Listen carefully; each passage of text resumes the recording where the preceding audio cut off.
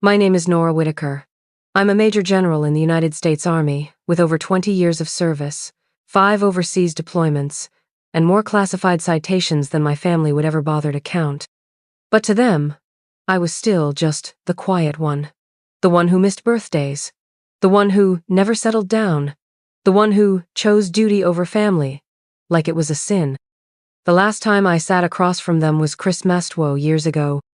My mother poured wine without asking and said, "Well, at least Lauren will be the one taking care of us in our old age." My father nodded, like that was fact, not a wound. And Lauren just smiled, that polished smile of hers, the kind that won scholarships and magazine features. I didn't respond. I didn't need to. Some battles aren't worth starting in someone else's living room. So I stopped showing up. Until the day I heard she was graduating from Princeton, summa cum laude, the youngest policy fellow to receive a global appointment before the age of 27. There'd be a crowd, a camera crew, speeches, legacy photos, the whole Whitaker machine. I went, alone, unannounced. No ribbons, no escort, just a plain black coat and the stillness I'd learned to wear like armor. They didn't know I was there.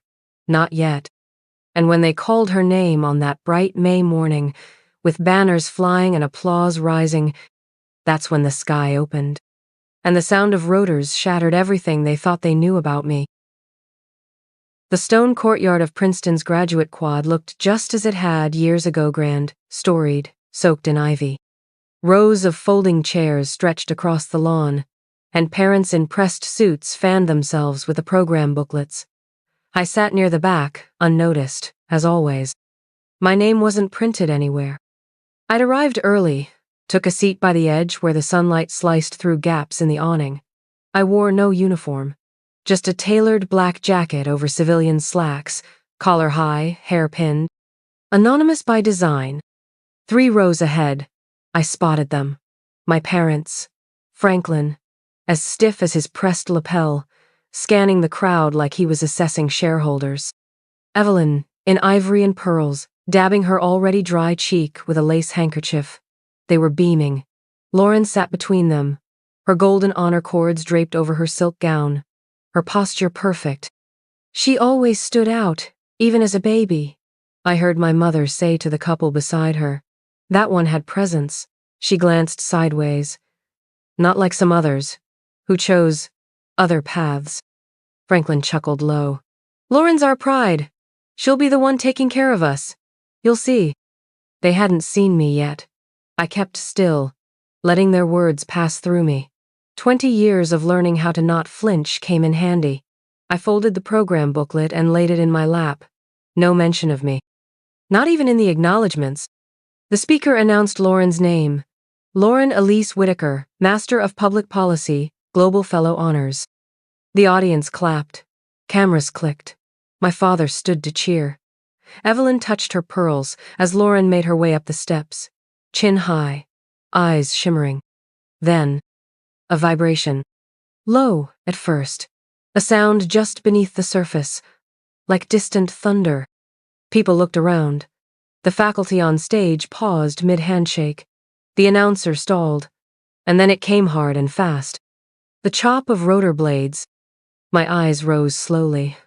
A UH-60 Blackhawk tore through the morning sky, descending over the quad like a phantom from another world. Its shadow cut across the gowns, the ivy, the banners. Gasps. Hats blew off. A few people stumbled backward. Phones tilted up. Parents shielded their children. The helicopter hovered just above the quad before easing into a precise, slow landing in the open space behind the stage. A swirl of grass and confetti spiraled through the air as the side door opened. I stood. One step forward, then another, my coat lifted slightly in the wind. A soldier stepped out in full uniform. Dust and tension hung between us as he scanned the crowd. His gaze stopped on me. He raised his arm in salute, sharp and unmistakable. Then came the words, "General Whitaker, Washington needs you." Every neck turned. My mother's mouth parted. My father froze mid-clap. Lauren's bouquet slipped through her fingers, scattering white roses across the stage steps. The soldier spoke again, louder this time, the rotors screaming behind him. General Nora Whitaker, you're requested for immediate priority transport. I didn't look at my family. I didn't need to. I moved forward with the steadiness of someone who knew what this was, not a show, not a stunt. This was protocol. Behind me, the stunned murmurs were building. Students whispered. Faculty gaped. Phones filmed. Chairs creaked as people stood, unsure whether to clap, sit, or simply stare. I walked toward the chopper, and for the first time in decades, I knew they saw me. The air at Fort Myer had always smelled of gravel, oil, and order. I stepped onto base the next morning with no fanfare, just the echo of yesterday's chaos clinging to my boots. Inside Command Wing C, Lieutenant Colonel Reese Dalton was already waiting. He was older than when I'd last seen him, but still carried that clipped precision that earned him my trust during Operation Phoenix Flame. He stood when I entered, folder in hand, brow furrowed. "You made headlines," he said without a hint of judgment. "I didn't plan to," I replied. "I know, but you're going to want to see this." He handed me the folder. It was thicker than I expected. Inside, photocopies of contracts, authorization logs, internal Department of Defense memosol stamped with my name, my clearance, my digital ID. But not my consent. "What is this?" I asked. "Someone's been using your credentials, ma'am. Since 2016. Small procurements at first, black budget taps, logistics clearances. It flew under radar until it didn't." I flipped to the digital authorization logs, my ID codes, my clearance level, my name. The signature? Almost perfect. But I didn't sign it. Reese stepped beside me. "Last week, our financial compliance unit pinged one of the accounts. The recipient company raised a red flag during a parallel investigation." "What company?" He hesitated. "Meridian Impact LLC. I stilled. "They were flagged for overbilling diesel shipments in Djibouti. I wrote a memo on them in 2019. "I know," he said. "That memo's in the file. But someone reopened dealings with them under your ID." I stepped back, jaw tightening. "How much?" "Initial transaction. 750, zero. But it was part of a series. Multiple funds, staggered across 3 fiscal years. Total. Estimated misuse upwards of 17 million. My spine stiffened. Reese reached into the folder and pulled a single page, sliding it toward me. "This account," he said, tapping it. "It was opened in 2017. Secondary beneficiary listed. Lauren Elise Whitaker." I stared at the name. The breath left my lungs like it had been yanked. Reese raised his hands. "She may not have known. But whoever created this trail, they were inside your life." I turned away, one hand gripping the windowsill. Outside, soldiers jogged across the quad. Life moved forward. But in that room, time had collapsed. "I need a lawyer," I said. Reese nodded. "I've already contacted someone. Angela Ruiz, civilian, ex-JAG, specializes in military identity theft. She's handled cases like this. Sharp as hell." "Good. Because this isn't just paperwork." He understood. "This is war." Oof. Angela arrived 2 hours later, soaked from the drizzle but all business. She peeled off her coat and laid out her briefcase like she was unpacking a surgical tray. "I've reviewed the files," she said without preamble. "This isn't just misuse, it's constructed fraud. The signature? Digitally generated. Clean, too clean. No pressure points, no pen drag. That software, possibly Signif Pro, banned for military use." She tapped the page where my signature glowed beneath the header. "This is forgery," she said. "Federal under 18 U.S. Code Section 1028. But it gets worse." She opened her laptop and pulled up a document trail Reese had retrieved. On screen, a fax from 2016, sent from a residential address in Arlington, Virginia. The sender? Franklin Whitaker. I didn't speak. I didn't blink. Angela continued. He claimed power of attorney on your behalf during overseas deployment, used your deployment to justify financial proxy status, then rerouted funds through a shell company. He said I was unreachable? I asked. She clicked again. A WAV file opened. Audio crackled. She's deployed. Doesn't need to be involved. I'm her legal proxy. She trusts me. My father's voice. Clear. Calm. Calculated. Angela paused. If we verify chain of custody, this is admissible. I want to press charges, I said. Publicly. She looked up. If you do, it won't be quiet. Your name. His name. Your career. It'll all be exposed. Then so be it. Angela gave a single nod, then added quietly. Just one thing. What? Are you ready to testify? To stand in court and say, my father forged my name. I swallowed. Yes, I said, because for too long, he used mine like it belonged to him, and I want it back. The restaurant was the kind of place where even the silverware looked rehearsed crystal chandeliers, waiters in black vests, and white linen that made you feel guilty for using a napkin. Lauren's graduation dinner was being held in the exclusive upper hall overlooking the Potomac, a private room for donors, diplomats, and the Whitaker name. I hadn't been invited. I showed up anyway. When I stepped inside, the temperature dropped by 10 degrees.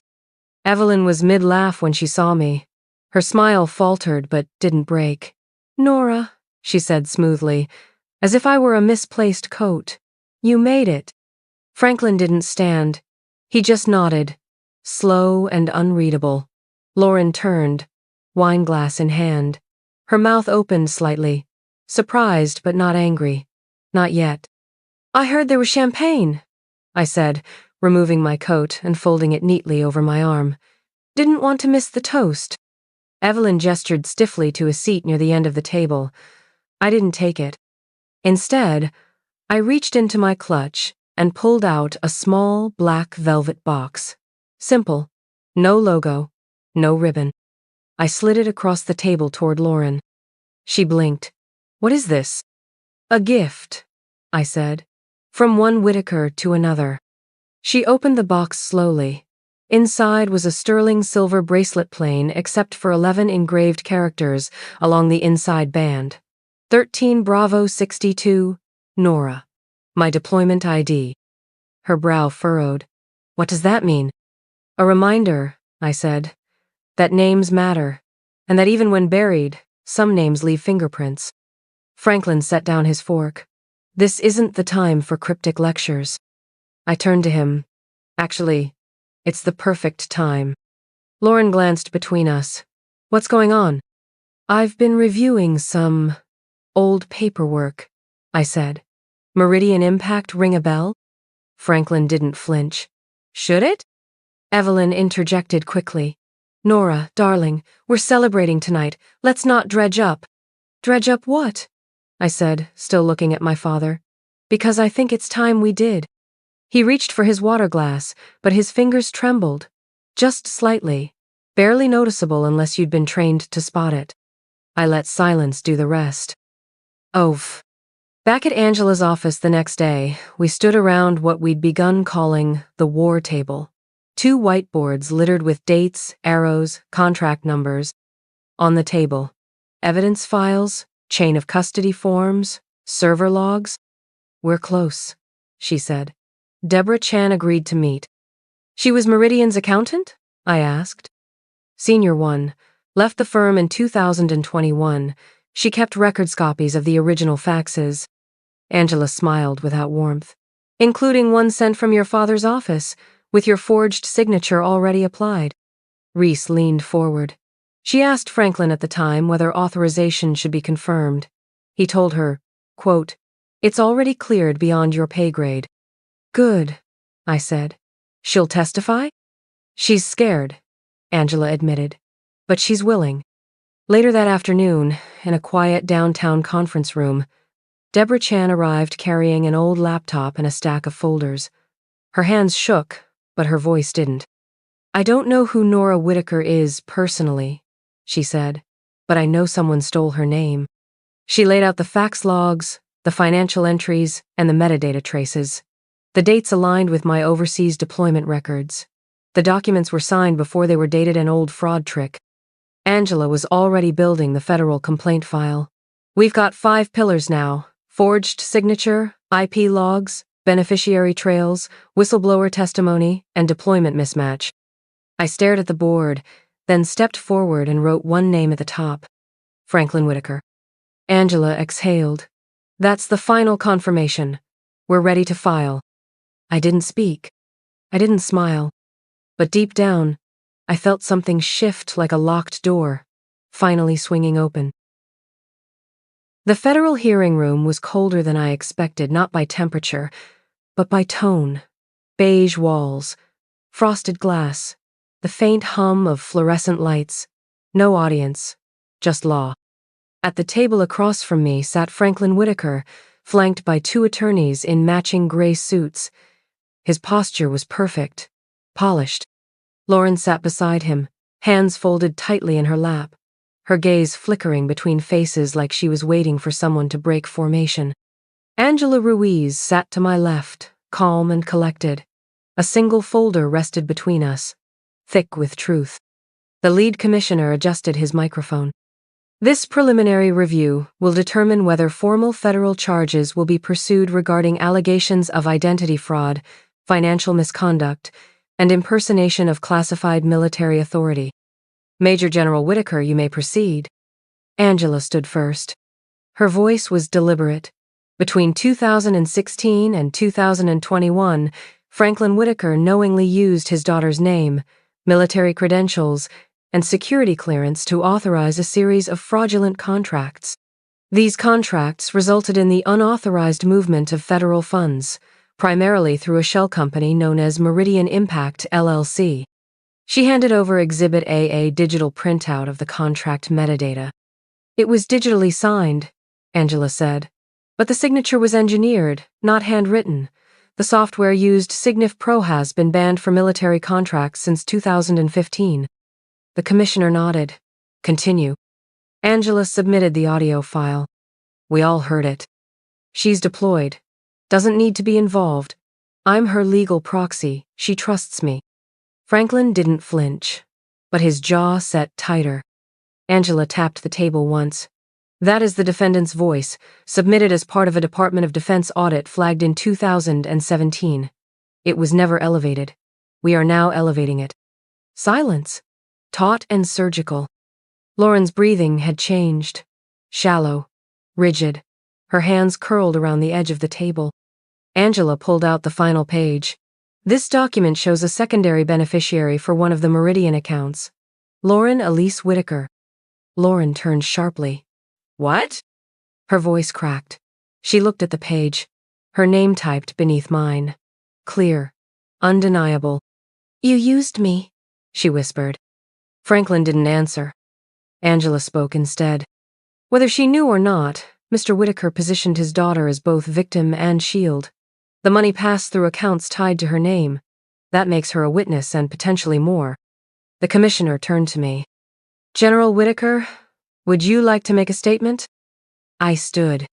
I served overseas while this was happening, I said. I was in Eastern Europe, Northern Africa, Afghanistan. I returned each time to silence. No one in my family asked what I'd seen, or what I carried, but they used what I'd earned. My voice didn't shake. I came home to find debt in my name, contracts I'd never signed, and a family that spoke my name only when it was useful. Not when I needed them, only when they needed me. Lauren's eyes were on the floor now. She hadn't said another word. Angela sat again. The Defense Department has provided matching deployment logs, verifying that Major General Whitaker was not on U.S. soil during the timeframes in question. She had no access to domestic systems, no legal means to approve these transactions. The commissioner folded his hands. This session will reconvene in 72 hours for final determination. Until then, all parties are instructed not to discuss proceedings publicly. The gavel dropped with a hollow thud. As people stood, chairs scraping the floor, Franklin remained seated. He looked not at me but through me. The way a man looks at something already slipping away. Lauren turned. For the first time, her eyes met mine with superiority, not with sarcasm, but with something close to grief. She reached out and placed her hand lightly on mine. "How long have you known?" she whispered. I didn't answer. I didn't need to. Because in that moment, she understood. Some truths don't explode. They unravel quietly, and all at once.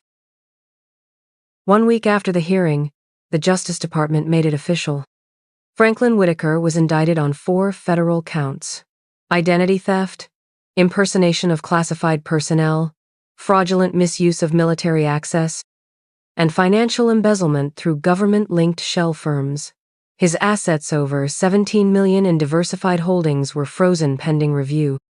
His name was stripped from advisory boards, alumni foundations, and private equity boards across the East Coast.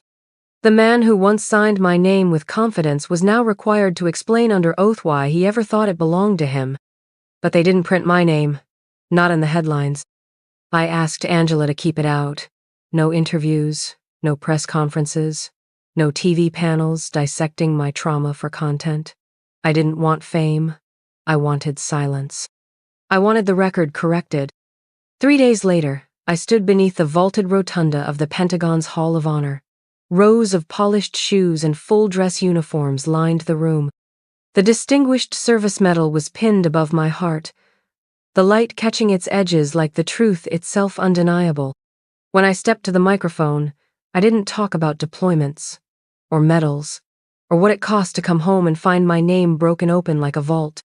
I said, "I am not the legacy of a man who used my silence for personal gain. I am the one who endured, the one who stood still when the world forgot. And today, I write my name back letter by letter onto the history they tried to erase." In the front row, Lauren sat beside Reese. She didn't cry, she didn't smile, but her eyes stayed on mine. That was enough. That night, in my office, I opened a wooden box. Inside, the medal, and an old photo of my unit Phoenix Flame, the ones who never got ceremonies, never got their names spoken out loud. I placed the medal beside them, closed the box, and breathed. Some wars aren't fought with weapons. Some victories aren't loud. But when justice lands like a helicopter in spring, even silence remembers the sound of your name.